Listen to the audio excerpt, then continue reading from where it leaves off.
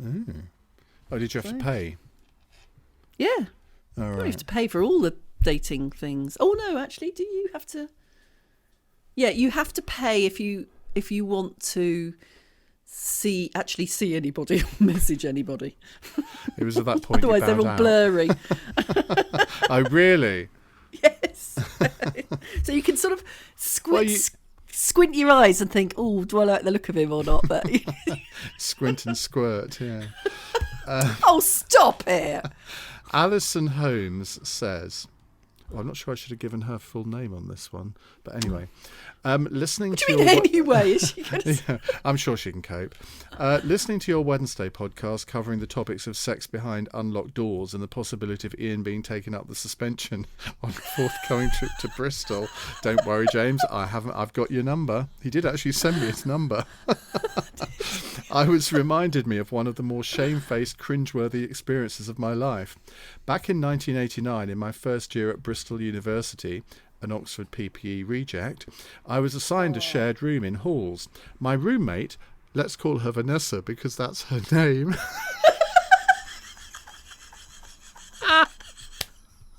I'm liking this one already. I know, it gets better. Was a perky JYA student from Alabama. Despite my efforts in the first few weeks... Ooh, hang on, I just went onto a different email there. Despite my efforts in the first weeks, I couldn't overcome my British reserve to find much in common with her. And though cordial, we did not socialise together. Vanessa did, however, find friendship with a fellow JYA student, Sean. She doesn't actually say if that's his real name. One evening, I returned to our room, opened the door, only to see Sean and Vanessa in flagrante delicto, backlit by the huge bay window.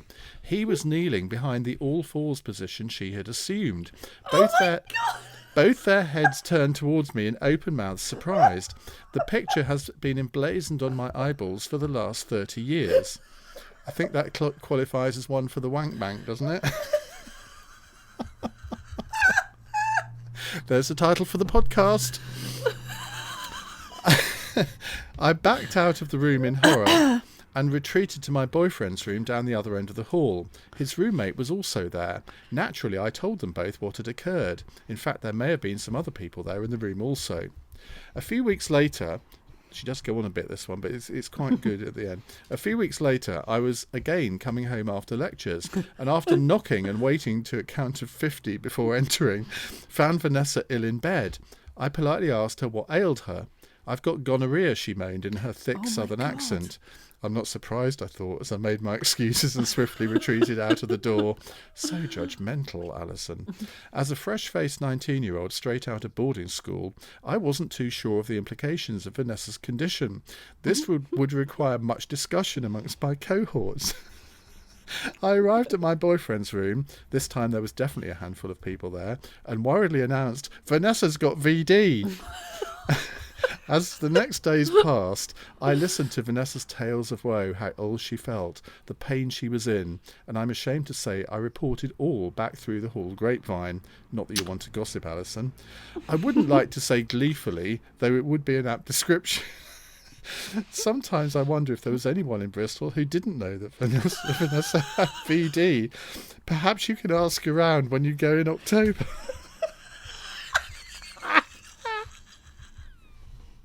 This is the kind of email I love. Anyway, one afternoon, Vanessa told me she had to provide a sample to the public health lab, and would I mind driving the container there? I was aghast. No, I didn't want to handle a box of... I didn't want to handle a box of her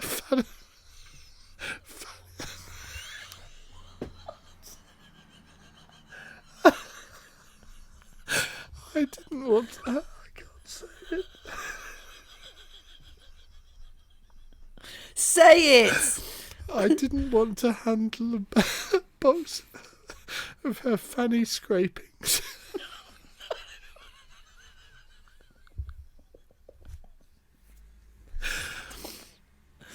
Yuck. That's Alison saying yuck, not me. I made an excuse and again fled down to my boyfriend's room to ask advice from the gathered crowd. I felt bad for Vanessa and wanted to do the charitable thing, but this was an ask too far, wasn't it? On the other hand, I could hardly send her on the bus with her little box. The group conferred and the group conferred and it was suggested that I would drive, but Vanessa had to come with me, carry the box herself. I can't see through my tears.